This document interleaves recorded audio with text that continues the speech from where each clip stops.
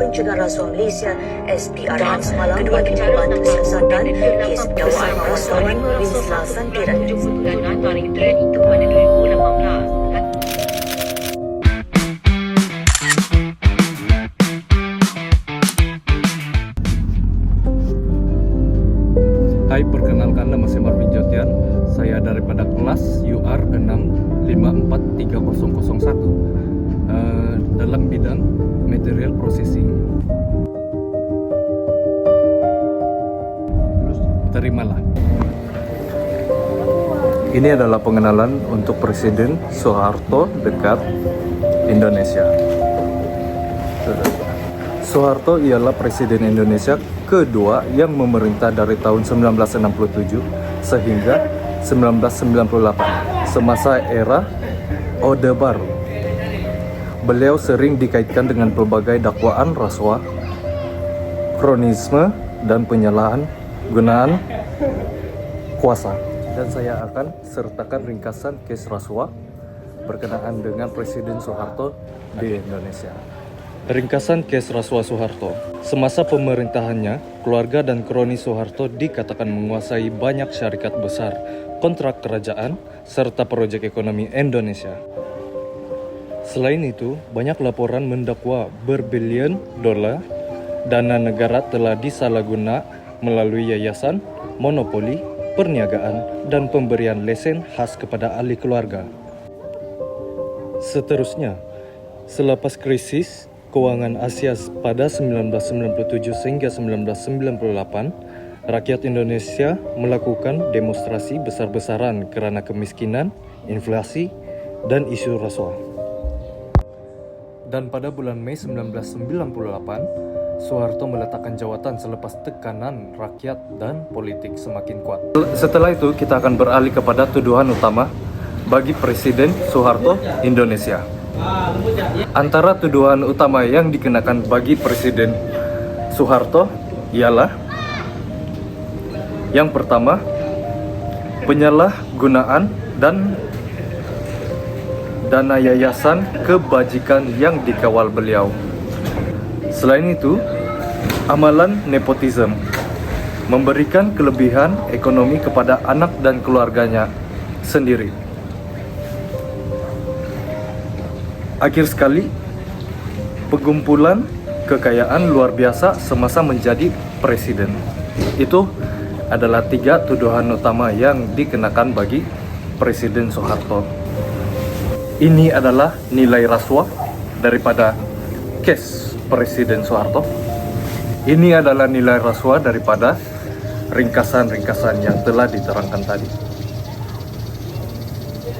Beberapa organisasi antarabangsa pernah menganggarkan kekayaan yang diseleweng semasa pemerintahannya mencecah puluhan bilion dolar Amerika Syarikat, menjadikan beliau antara pemimpin paling korup dalam sejarah moden menurut beberapa laporan antarabangsa.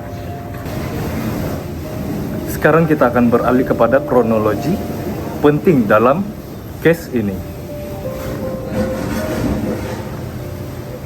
Pada tahun 1967, Soeharto mula mengambil alih kuasa selepas peristiwa G30S dan kemudian dilantik menjadi presiden di Indonesia. Dan pada 1970-an sehingga 1990-an, ekonomi Indonesia berkembang pesat. Namun, kuasa politik dan ekonomi semakin tertumpu kepada Soeharto dan kroninya. Pada masa ini, amalan KKN semakin berleluasa. Dan pada 1997, krisis keuangan Asia melanda Indonesia. Nilai rupiah jatuh teruk, harga barang meningkat, dan ramai rakyat mengalami kesusahan hidup. Rakyat mula mempersoalkan kepimpinan Soeharto dan sistem pemerintahannya.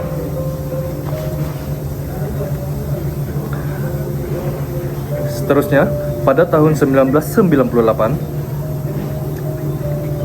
demonstrasi besar-besaran berlaku di seluruh Indonesia. Pelajar dan rakyat menuntut reformasi serta mendesak Soeharto meletakkan jawatan. Akhirnya pada 21 Mei 1998, Soeharto secara resmi meletakkan jawatan selepas tekanan politik dan rakyat. Sekarang kita akan beralih kepada tindakan undang-undang yang dikenakan pada Presiden Soeharto. Antara tindakan undang-undang yang dikenakan kepada Presiden Soeharto ialah selepas beliau turun kuasa, Kerajaan Indonesia coba membawa Soeharto ke mahkamah atas tuduhan rasuah dan penyalahgunaan kuasa. Namun proses pembicaraan sering tertangguh disebabkan masalah kesehatan beliau. Walau beberapa kes terhadap ahli keluarganya diteruskan, Soeharto sendiri tidak pernah dijatuhkan hukuman penjara sebelum meninggal pada tahun 2008. Oke, sekarang kita akan beralih kepada kesan kepada rakyat dan penduduk Indonesia. Oke.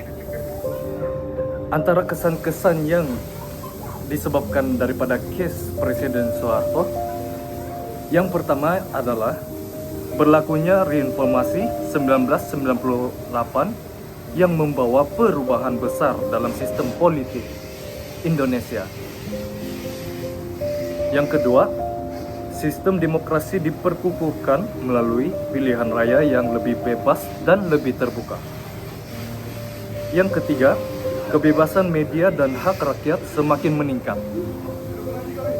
Keempat, penubuhan Corruption Eradication Commission atau KPK pada tahun 2002 untuk membenteras rasuah. Yang kelima, masyarakat menjadi lebih sadar tentang pentingnya integriti dan ketulusan dalam pemerintahan. Itu adalah kesan daripada kes rasuah yang terjadi pada Indonesia yang disebabkan oleh Presiden Soeharto. Oke, sekarang kita akan beralih kepada kesimpulan dan penutup. Sebagai kesimpulan, kes rasuah Presiden Soeharto menjadi pengajaran penting bahwa kuasa tanpa integriti dan accountability boleh membawa kepada penyelewengan, ketidakadilan, dan penderitaan rakyat. Oleh itu, setiap pemimpin perlu mengamalkan nilai murni seperti amanah, ketulusan, dan bertanggung jawab. 3. Agar kestabilan dan kemajuan negara dapat dikekalkan. Sekian dan terima kasih. Itu saja daripada saya, Marvin Jotian. Dan terima kasih karena sudah melihat